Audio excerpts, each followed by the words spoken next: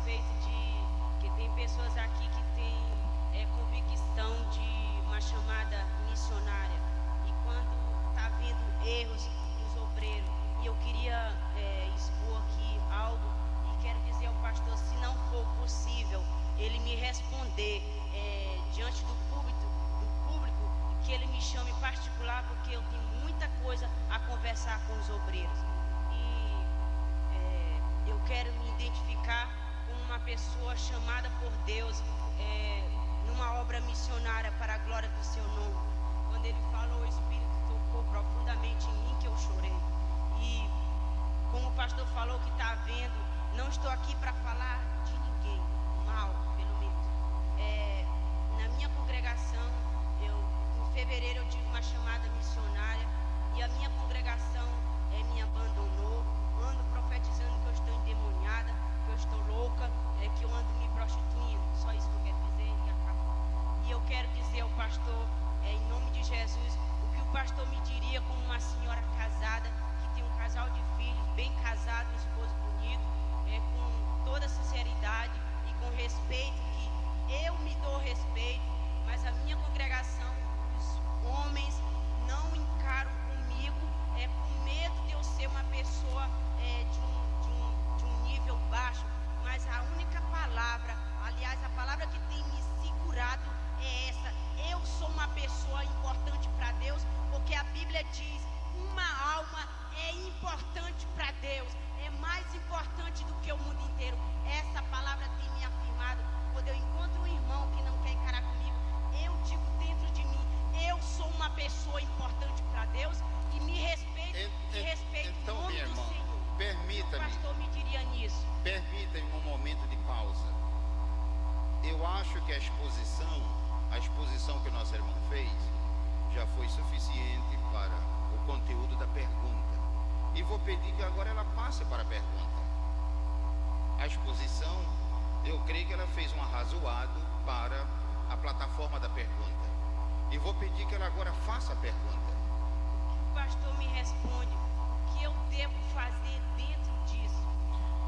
A resposta que eu dou nesse momento, veja, é uma pergunta mais individual do que coletiva. A resposta que eu dou é o seguinte: aconselho que a senhora, juntamente com seu esposo, uma vez que se trata de mulher e marido, que acerquem-se dos seus líderes locais, seus pastores, para abordar o assunto, porque Deus dirige a sua obra através de pastores. Jesus uma vez disse uma coisa maravilhosa que continua de pé. Ele disse: edificarei a minha igreja, mas ele não disse como. Agora depois a Bíblia revela, ele não disse como naquela ocasião, ele disse: eu edificarei a minha igreja. Mas quando chegamos nas epístolas, nós encontramos que ele edifica a sua igreja através daqueles que ele levanta para conduzir a igreja aqui na terra. Então o conselho que eu dou à nossa irmã é que, uma vez que se trata de uma senhora casada, ela, juntamente com seu esposo, acerquem-se dos seus líderes espirituais para os devidos fins. Ali o assunto vai ser apreciado, enfim, e até se chegar a um consenso.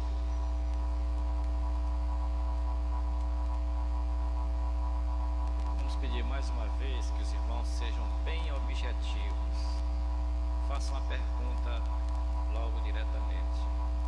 Toda amada igreja, com a paz do nosso Senhor e Salvador Jesus Cristo.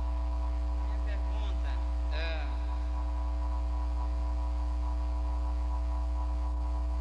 eu acho que vai ser preciso sempre, irmão, ficar aí para ajustar o microfone, porque a altura do orador varia muito, né? Então será muito importante sua presença aí para ajustar o microfone, tá bom? Não, eu aconselho que fique no pedestal. E a sua presença aí para cooperar e ajustar o microfone.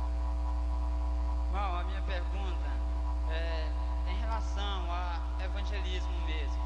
O irmão está falando hoje, né? E em nossa igreja hoje nós encontramos um grande problema, né? Porque sabemos que existem muitas e muitas religiões. Principalmente que eu estudo em um colégio. E em um colégio sempre há denominações diferentes. E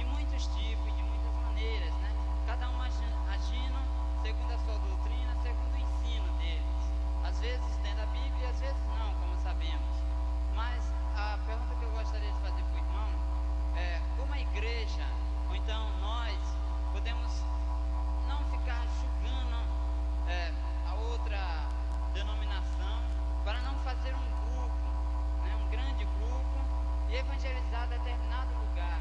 E para isso é preciso muitas pessoas.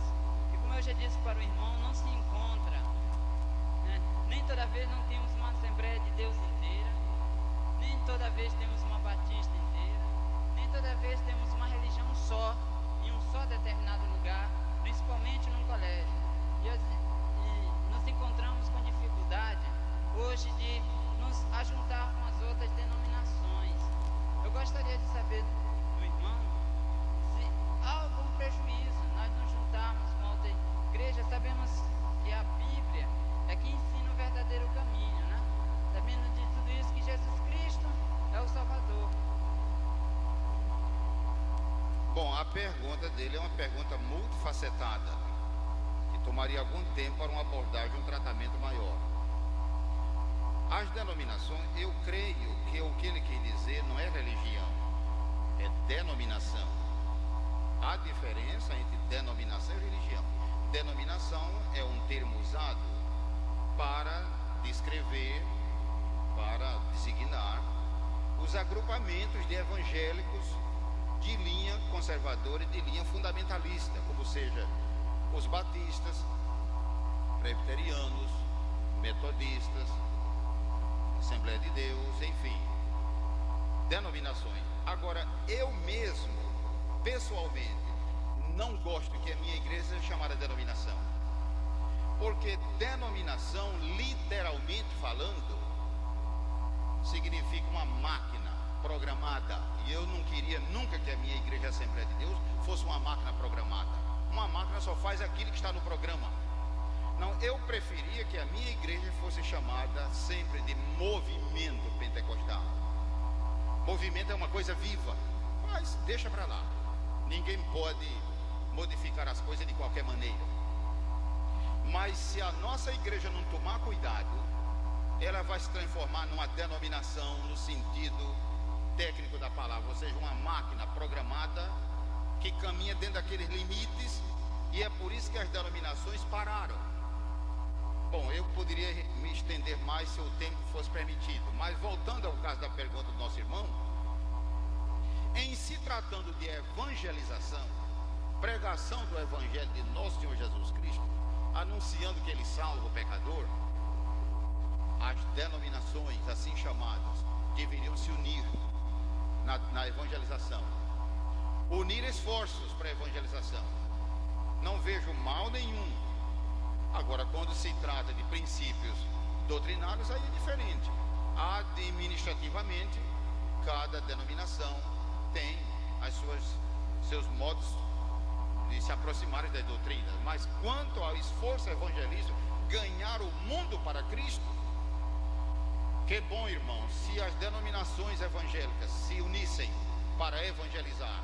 Às vezes conseguimos isso, mas em cruzadas, em certos projetos, mas fora disso, elas muitas vezes se repelem.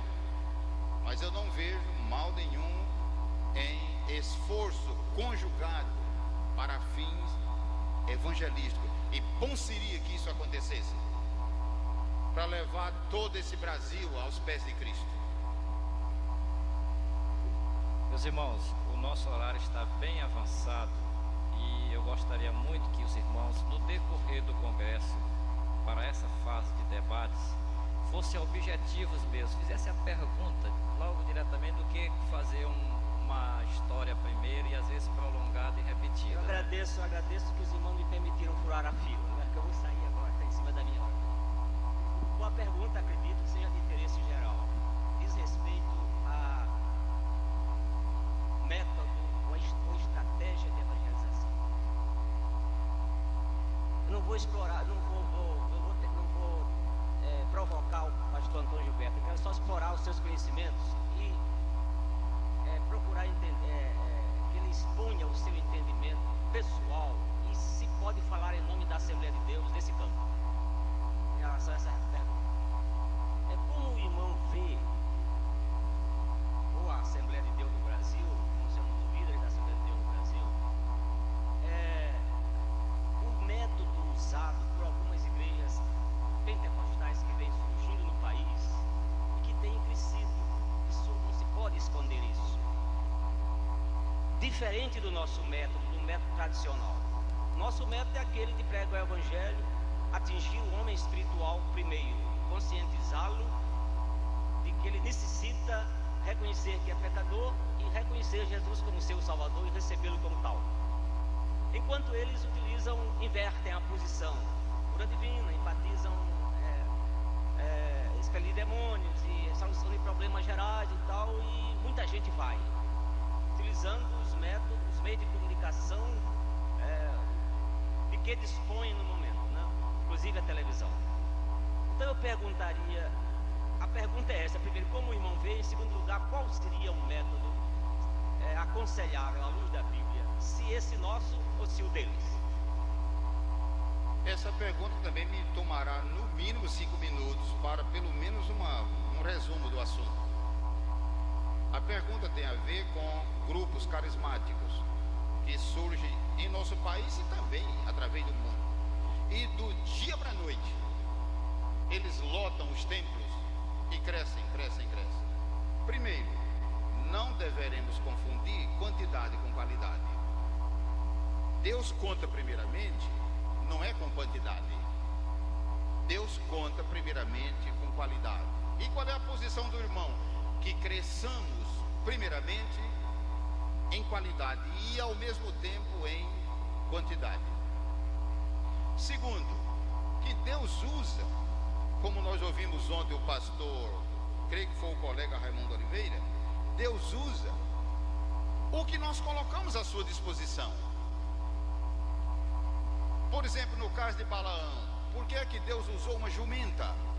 Deve ter sido horrível uma jumenta falar.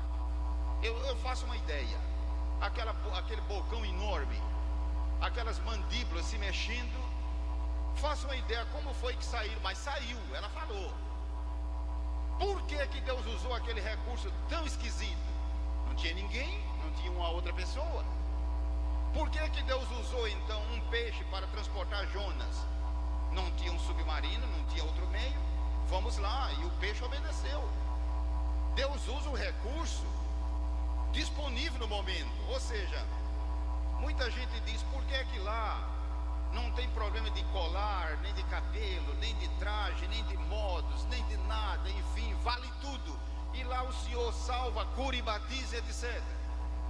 A minha resposta é que certamente Deus não tem coisa melhor para usar, e que nós devemos procurar ser essa coisa melhor, de modo que Ele nos use sem constrangimento. Porque Deus não tem compromisso comigo, Deus tem compromisso com sua palavra. E por que é que Deus opera? Porque o compromisso dele primeiramente é com a sua palavra, aquilo que eu prego, aquilo que eu ensino. Se é de fato a palavra genuína de Deus, Deus tem um compromisso com essa palavra. Mas comigo pessoalmente, através da Bíblia, não. Num certo sentido, sim, se eu sou servo dele. Mas o seu compromisso primordial é com sua palavra. Voltando à pergunta do nosso querido irmão, o que fazer? Eu aconselho que nós reavaliemos o nosso caminho para ver em que erramos, nossas falhas, consertemos essas falhas e voltemos ao cristianismo bíblico. Eu entendo que nós, a Assembleia de Deus, já que é um congresso da Assembleia de Deus do Estado do Maranhão, eu entendo que nós não precisamos criar nada novo, nós não precisamos inventar nada novo. O que nós temos que fazer é o que o pastor Valdir está ensinando: voltar aos parâmetros bíblicos que estão abandonados.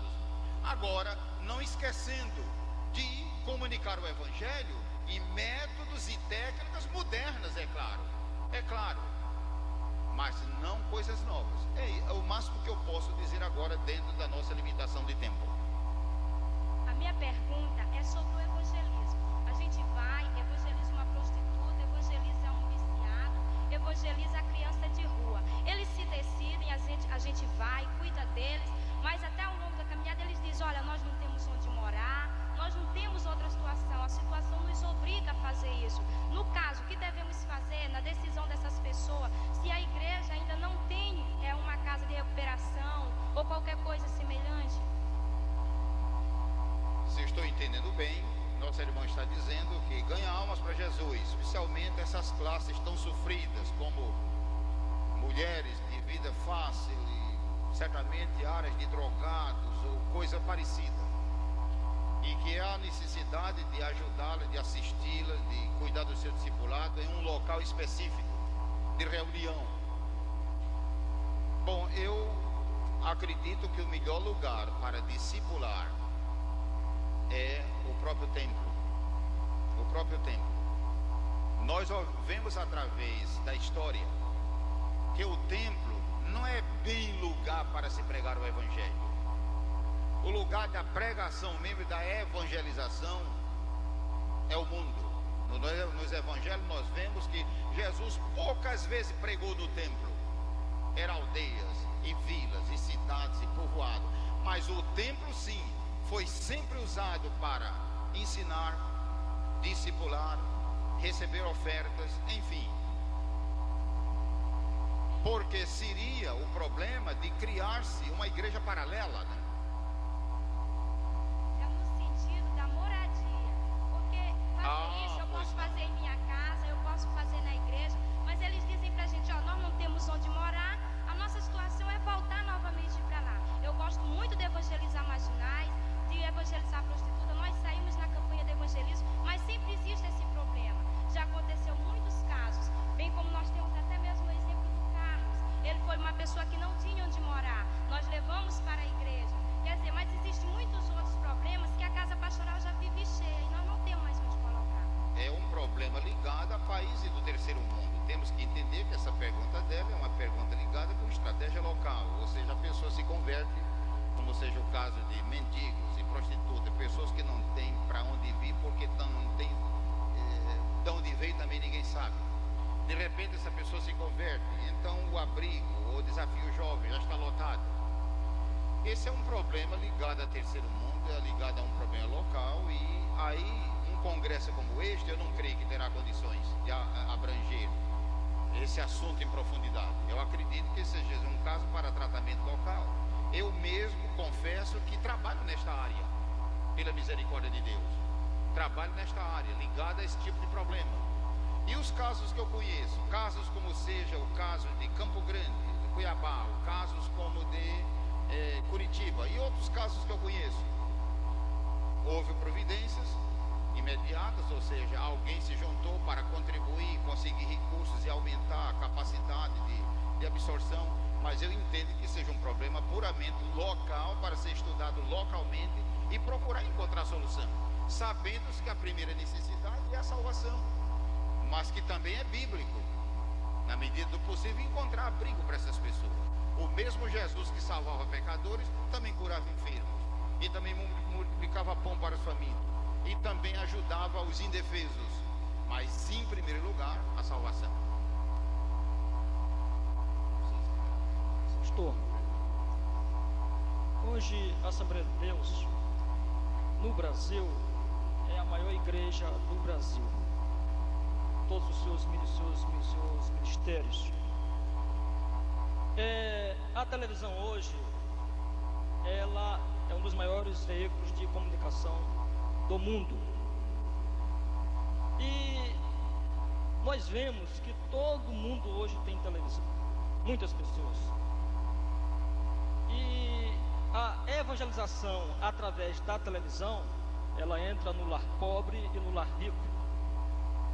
Nós no Brasil tínhamos um programa de televisão que não era brasileiro, era norte-americano. E muitas pessoas têm notado que a Assembleia de Deus, ela não tem preenchido na televisão um programa, ou então semanal, ou então diário, da Palavra de Deus. Ainda não está sendo uma preocupação da Assembleia de Deus jogar no ar um programa de televisão.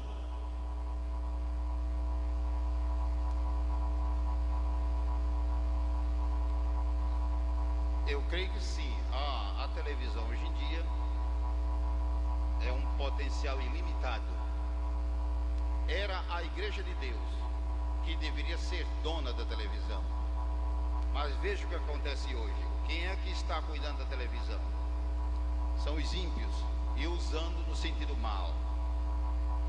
Era a igreja que deveria usar esse canal poderoso para evangelizar, como outros canais também. Mas eu acho que isso aí é uma questão ligada a convenções estaduais, convenções regionais, convenção geral, e ver essa possibilidade, porque seria o caso de um programa nacional. A ideia é realmente importante, mas um congresso como esse regional, um congresso como esse estadual, eu creio que discutir esse assunto no sentido de solução, impossível. Mas é um assunto que deve ficar nos anais, é um assunto que deve ficar registrado, porque é um assunto legítimo.